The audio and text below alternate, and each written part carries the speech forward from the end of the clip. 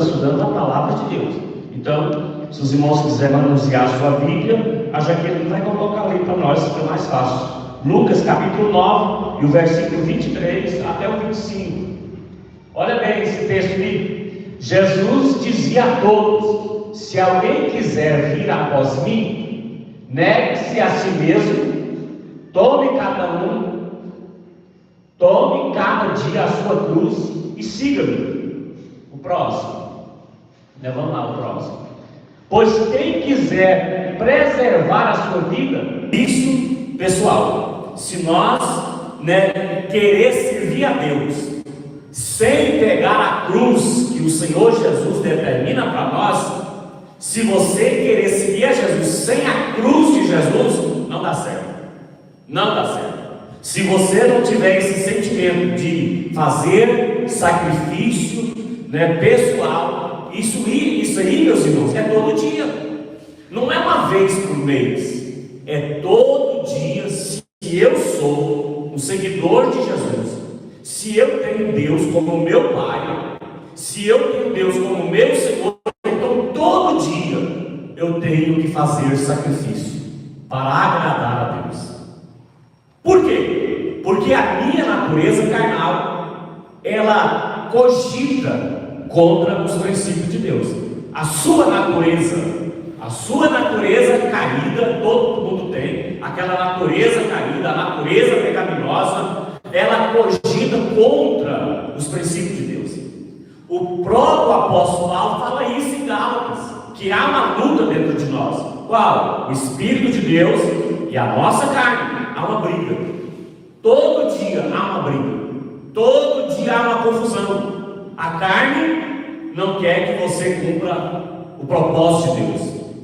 O Espírito de Deus quer que você faça a vontade de Deus. Então, se tem uma briga interna dentro de mim, então preciso ter o mesmo sentimento que Jesus teve. Jesus, quando viveu aqui, ele sacrificou os seus desejos pessoal para fazer a vontade do Pai, para fazer o projeto que já estava determinado desde a eternidade, desde o princípio. Qual era o projeto? De resgatar você e eu, de purificar você e eu com a palavra dele. Então, Paulo escrevendo para os Filipenses que nós precisamos ter esse sentimento, o sentimento de fazer sacrifício pessoal para agradar a Deus. Porque se você não fizer, você não vai servir a Deus, você não vai conseguir servir a Deus. Por isso eu preciso de quem? Do Espírito Santo. Preguei domingo sobre isso. Por isso que eu preciso do Espírito Santo. Pega na minha mão e me ajuda todo dia a vencer a minha carne, a vencer a minha natureza, a sacrificar a minha própria natureza, as minhas próprias paixões, os meus desejos carnais. Então todo mundo tem.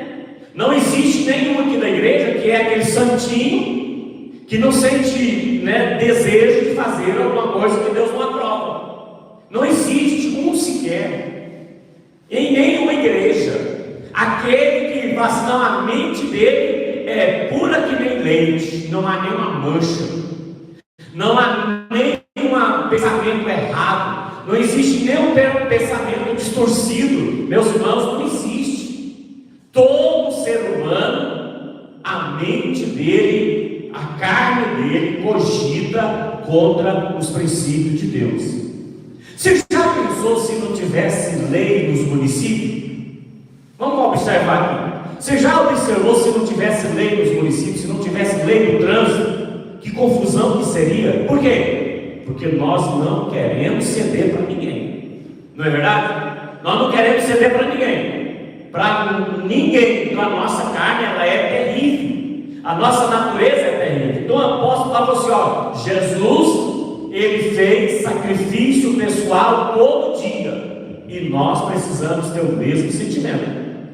Todo dia eu preciso negar a mim mesmo, pegar a cruz e seguir Jesus, e seguir o Senhor, seguir os passos dele. Agora, se eu for fazer a minha vontade e ao mesmo tempo servir a Deus, não dá certo. Por isso tem igrejas por aí que o povo fica confuso.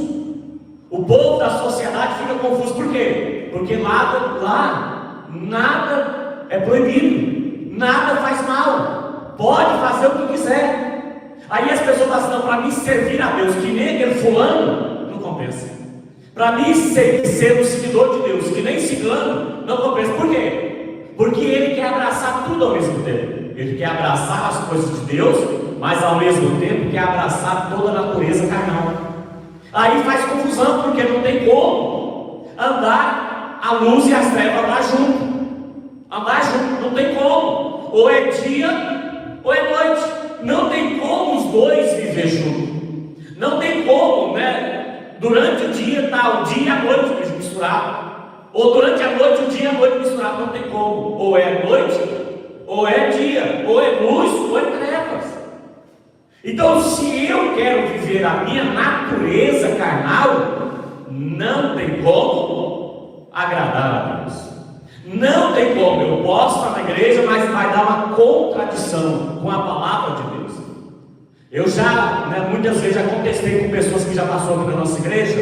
Pessoas falam assim: ó, é difícil, é impossível seguir, as pregações que é ensinado aqui. É impossível.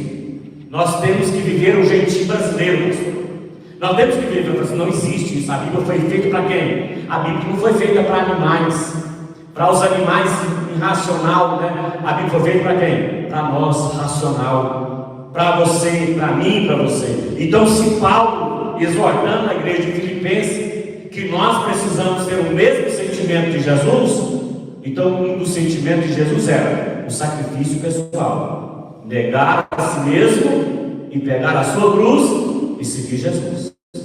Outro texto que mostra isso está em Lucas também, Lucas capítulo 22 e o versículo 42.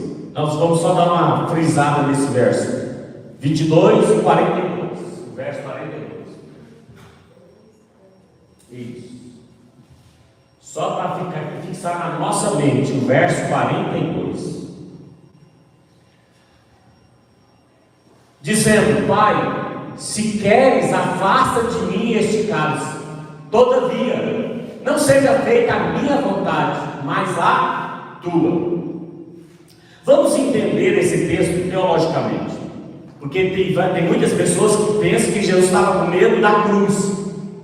Jesus nunca teve medo de cruz. Sabia disso? As pessoas falam assim: Jesus estava com medo de morrer na cruz.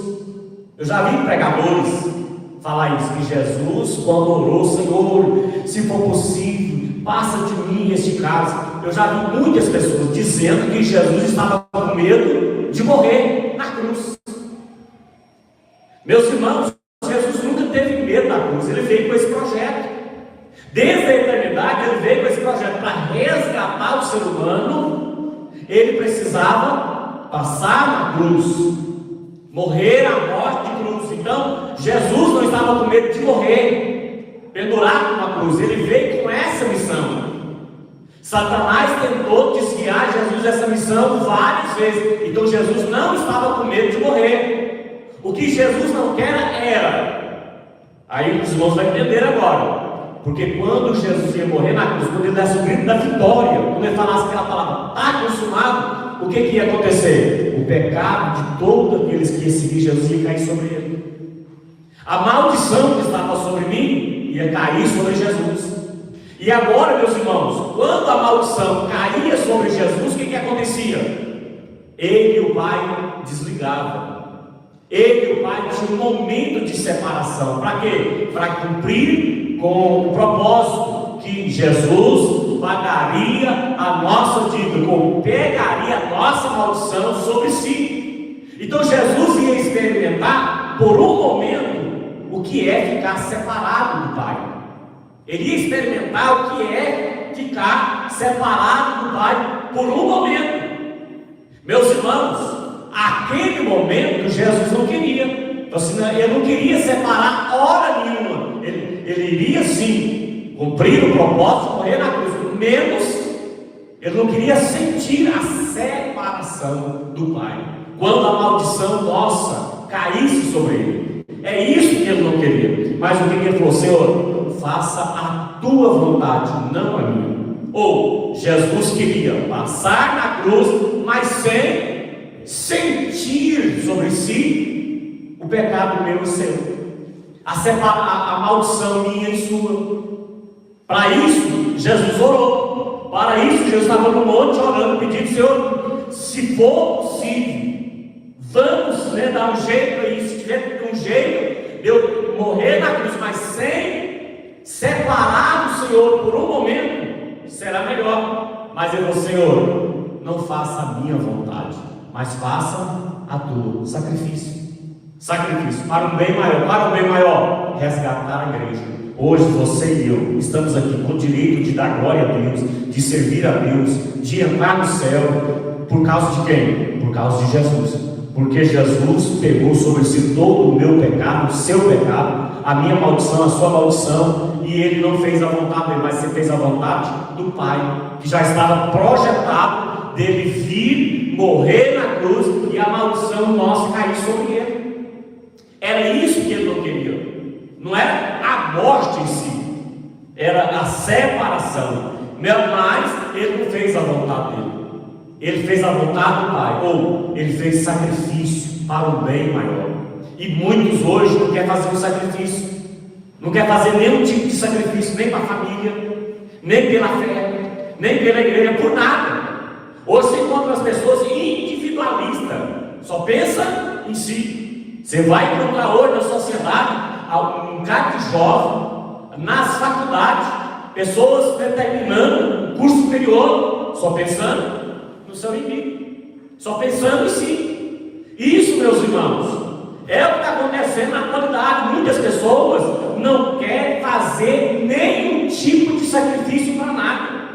Para nada. Para mim adorar a Deus, eu tenho que fazer um sacrifício. Qual o sacrifício? Para mim vir aqui na igreja, você fez um sacrifício. Qual é? Cansado, trabalhou o dia inteiro, está esgotado, mas você fez um sacrifício. Qual é? De vir à igreja, ao invés de você estar lá no sofá, de perninha para cima, vendo uma Netflix, tomando uma aguinha gelada ou uma aguinha de coco, para esperar o sol chegar, para outro dia começar a batalha novamente. Mas não, você não fez a sua vontade. Você veio, mesmo cansado, mesmo exausto, está aqui sentado no banco, adorando a Deus. Agora, se eu pergunto, muitos fizeram isso? Não, muitos não fizeram isso. Muitos não querem fazer sacrifício. Hoje, você encontra pessoas que querem servir a Deus mais do jeito deles. Não, o dia que puder eu vou na igreja. O dia que puder eu vou na casa de oração. O dia que puder, eu dou um jeito. Mas se não der, Deus me entende. Você já viu a pessoa falar isso? Deus me entende. Meus irmãos, Deus te entende. Mas a questão é, se Jesus estivesse no seu lugar, Ele faria a mesma coisa? Se Jesus estivesse no seu lugar, Ele faria a mesma coisa? Ele agiria da mesma maneira? O comportamento dele é o mesmo?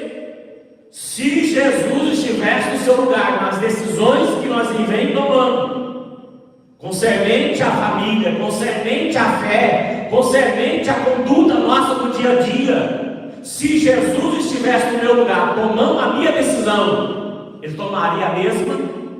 É isso que Paulo estava querendo colocar na igreja de Filipenses.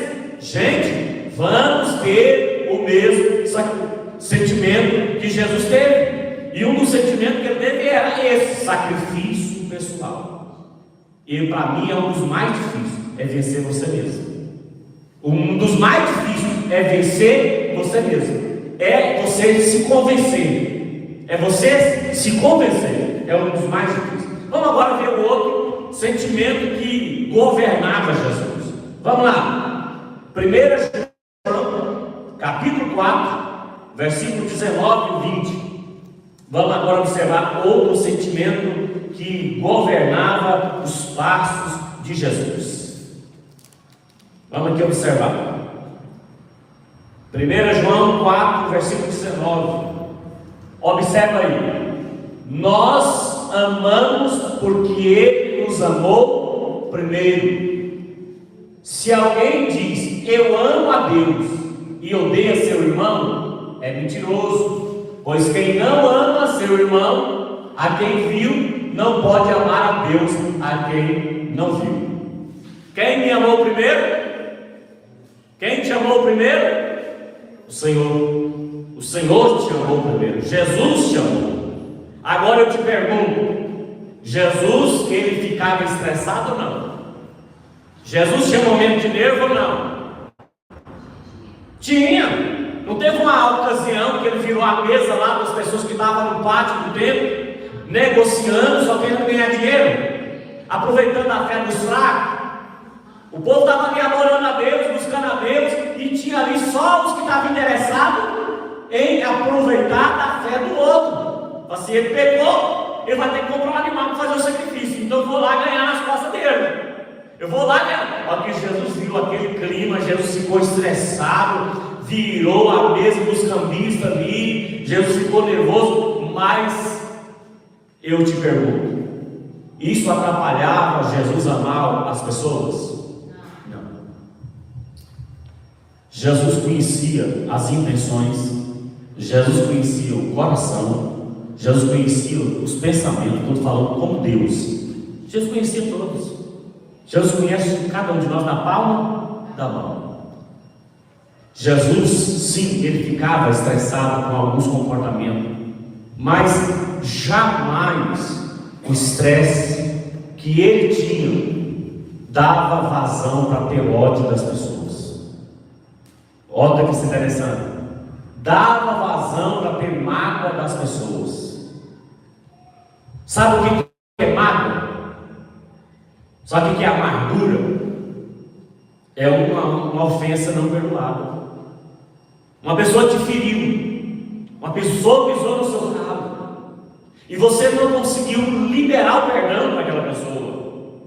Aí amanhã, aquela dor que você sentia, você vai sentir ela dobrada. Passando anos, aquela dor vai estar aumentando, ou vai ser sempre uma ferida aberta. Vai ser sempre uma ferida aberta. Quando você lembrar, vai doer, dobrado. A dor vai ser muito maior. Isso virou uma mágoa. Isso virou uma amargura. Isso é como se fosse um câncer na alma. Um câncer na alma.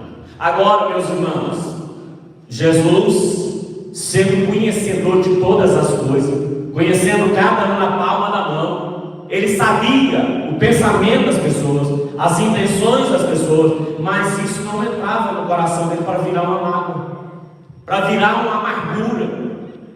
O amor dele era maior do que essas decepções. O amor que ele sentia era maior. Então Jesus era movido em amar as pessoas, mesmo elas sendo defeituosas, mesmo elas tendo defeito. Agora, meus irmãos, o que Paulo estava querendo colocar no nosso coração é: tenha esse sentimento.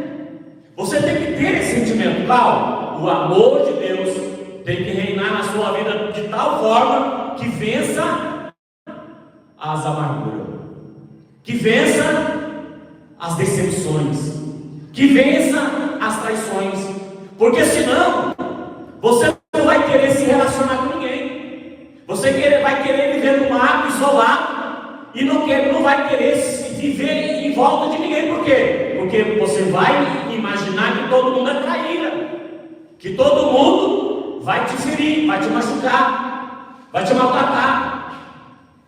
Mas isso não encontramos na Bíblia. A Bíblia nos ensina que nós precisamos amar os outros como Deus nos amou. Nós devemos amar as outras pessoas como Deus nos amou. Então, nós amamos porque Deus nos amou primeiro. E Paulo deixa bem claro: tenha esse sentimento de amar as pessoas. O amor de você por outro tem que ser maior do que as feridas que ele te causa, do que as decepções que ele te causa, porque nós somos assim.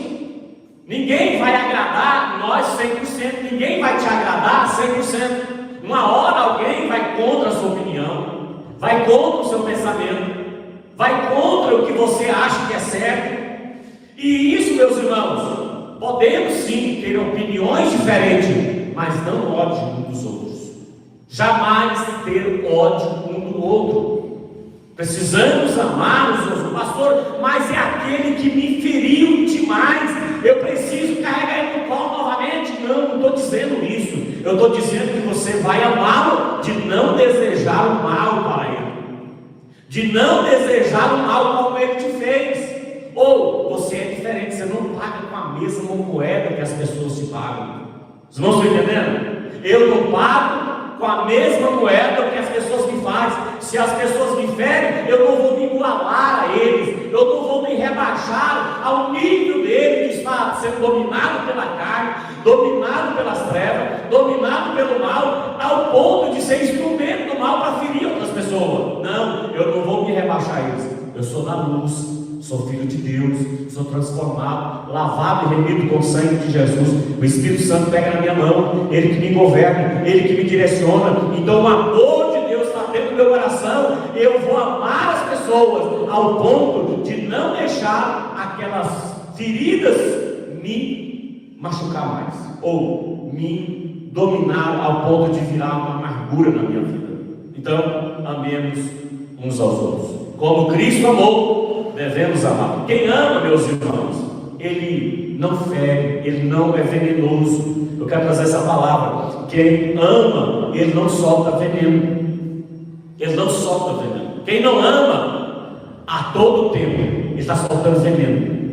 Aonde ele passa, ele quer machucar, ele quer ferir, ele quer magoar, ele quer entristecer, ele quer pôr a pessoa para baixo. Ele quer humilhar a pessoa, quer desmerecer a pessoa. Uma pessoa que não ama, ele é venenoso. Aonde ele passa, ele solta um veneninho. Ele é um venenoso o tempo todo. Ao invés de ele pegar a pessoa, dar um empurrão de incentivo, de motivação, ele fala assim: ó, sai tudo bem, mas esse mais, meus irmãos, é um nó. O venenoso sempre tem um mais. Não, mas eu vou te falar, eu vou dar uma crítica construtiva para você. Meus irmãos, não existe crítica construtiva. Não existe crítica construtiva.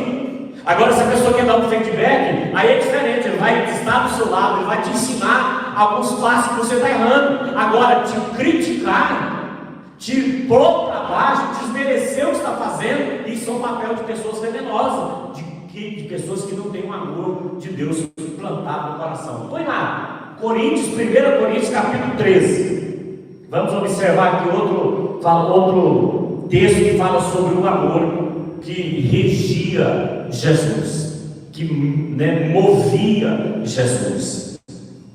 Então entenda bem, Jesus não fazia o bem só para as pessoas que faziam bem para ele. Jesus, ele fazia bem porque ele era benigno, independente de quem era, independente de raça, independente se a pessoa ia retribuir ou não. Ele fazia o bem, ele amava porque ele é amor. Agora Paulo falou assim: tenhamos esse sentimento, porque quando nós amamos, nós estamos bloqueando, fechando a porta da amargura dominar e governar o nosso coração. Olha aí, mesmo que eu falasse a língua dos homens e dos anjos, mas não tivesse amor, seria como um metal que soa, ou como um prato que retire. Vamos mais longe um pouquinho. Mesmo que eu tivesse o dom de profecia, conhecesse todos os mistérios, tivesse todo o conhecimento, mesmo que tivesse fé suficiente para mover montanhas, mas não tivesse amor, em nada seria. Mas tem que é poderosa essa palavra. É o que eu preciso, é o que você precisa, desse sentimento de amar as pessoas ao ponto do que elas fizerem de ruim para você não te contagiar, não criar um sentimento de amargura no seu coração. Quem ama, meus irmãos, ele faz o mundo ser melhor. Quem ama, se ele ama no trabalho, se ele ama na igreja, se ele ama na família, ele faz o ambiente ser melhor. Vocês estão entendendo? A Bíblia fala assim que o amor encobre multidão de pecado. O que é isso, meus irmãos? Então, quem me ama vai revelar de mim para as outras pessoas as minhas as qualidades, não os seus defeitos. Quem ama, ele divulga as qualidades da pessoa, não os defeitos da pessoa. Por isso que a Bíblia fala que o amor encobre multidão de pecados. Como é isso? Se eu amo uns aos outros, eu vou divulgar para outras pessoas as suas qualidades, não os seus defeitos. E os seus defeitos? Eu vou falar com Deus na oração: Senhor, ajuda fulano, ajuda ciclano, isso está prejudicando ele, isso vai prejudicar ele, isso vai levar ele para um buraco, isso vai destruir a vida dele. Por isso que quem ama, ele não divulga defeito, ele divulga qualidade. Quando você pega um irmão aí na porta da igreja ou em qualquer lugar: pastor, vem cá, irmão, vem cá, deixa eu falar com fulano. Você não sabe o que o fulano fez. Meus irmãos, corta na raiva, assim, para aí, vou ligar para ele, vou pegar meu celular agora, vou chamar ele aqui para participar da conversa. Tá bom? Porque tem pessoas, meus irmãos, que querem conversar comigo defeito de outra pessoa. Meus irmãos, defeito de outra pessoa nós temos que falar na oração. Temos que ir para a oração e apresentar a Deus, pedir misericórdia. Quando alguém quer divulgar o defeito um para o outro, de outro irmão, ele está revelando que ele não ama, que o amor de Deus não está no coração dele. Você não encontra em parte alguma Jesus fazendo uma reunião com o discípulo para falar do problema das pessoas ou dos pecados das pessoas. Jesus não comentava os pecados das pessoas.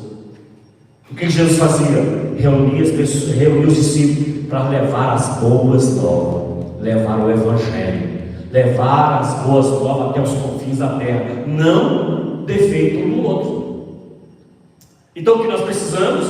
Ter o sentimento de Cristo, que é amar as pessoas, porque quando nós amamos, nós divulgamos o bem, passamos a ser uma pessoa melhor e não prejudicamos ninguém. Vamos aqui mais um outro sentimento que Jesus tinha. Filipenses 2, do 3 até o 8.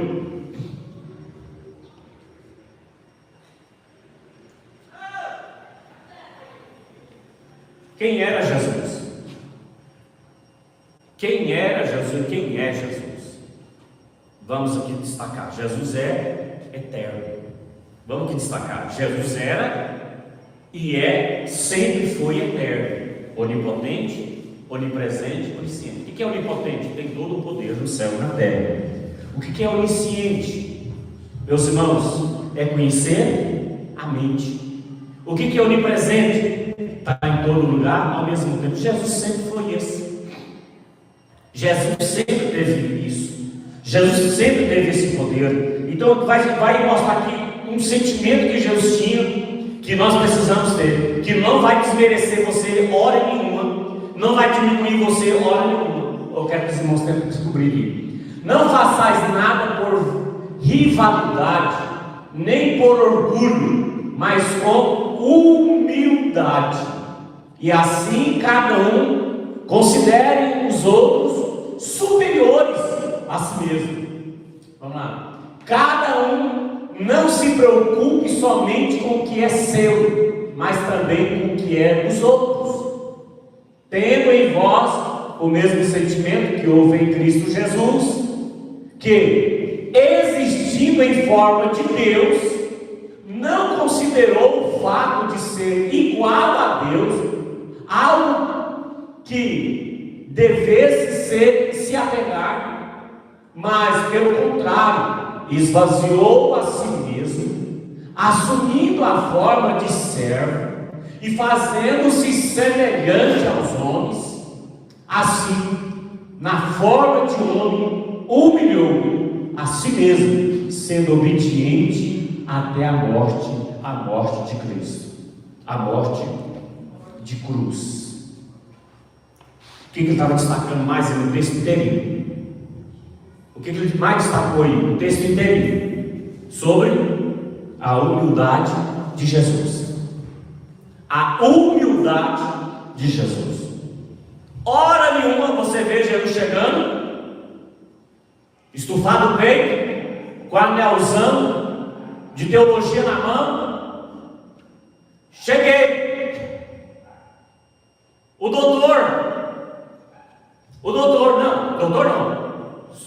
Tem mais alguma coisa mais de doutor? Sou PhD em salvação. Põe aquele sapato brilhoso, aquela roupa bem gomadinha, o cabelo é invejável. Eu cheguei.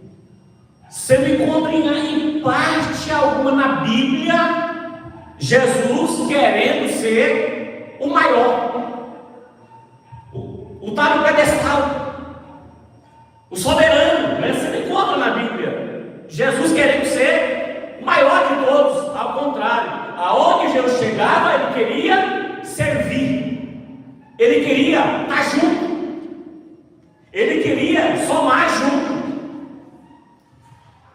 Jesus, ele revelou essa humildade que nós precisamos ter esse sentimento. Agora eu te pergunto, meus irmãos, olha bem, Jesus era igual a Deus, a Bíblia fala aí, ele era igual a Deus, mas ele exigiu esse título? Hora de hoje, ele falou assim, ó, eu vim para fazer a vontade do Pai. Ó, eu e o Pai, eu sou até mais um pouquinho. Jesus não encontra esses textos na Bíblia. Você encontra Jesus se humilhando, servindo as pessoas, querendo ser servo, a tal ponto que você quer ser grande, sirva também. Quer ser grande, sirva. Ou ele estava dando uma lição de moral às pessoas, que as pessoas precisavam ser humildes. Agora eu te pergunto, meus irmãos, deixar ser humilde vai me desqualificar como pessoa? Não.